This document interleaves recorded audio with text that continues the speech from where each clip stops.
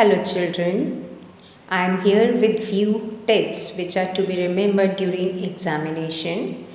Normally students are well aware of what they should be doing during examination days, but sometimes due to anxiety and tension they tend to forget. If somehow we could recall these tips, we can be alert and careful.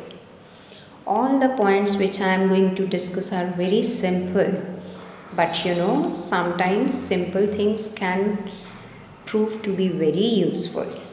First of all, collect the material related to exam like your entry pass, pencil, pen, stationery, identity card, etc. at the proper place a night before the exam. If the examination time is in the morning, you may study early morning. Don't study overnight. Revise the important topics in the morning and reach the examination hall before time.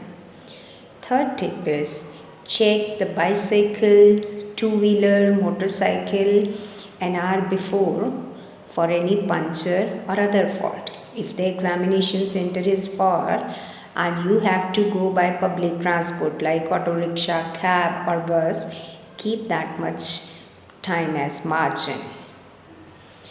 The next tip is don't carry any other material.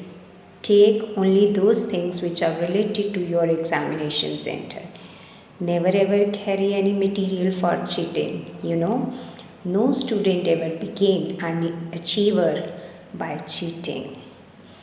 Sometimes students become anxious by the fear of examination. So stay in control, be normal, at ease and have patience. Tension and worry in no way are going to help you. And the next tip is when you receive your answer sheet, the first thing is to fill the information. You have the columns of name, subject, roll number, date, day and any other necessary information which is asked. After receiving the answer sheet, fill this information, write neat and clean. If possible, write in capital letters, don't overwrite. And then after receiving your question paper, read it well, use your reading time wisely.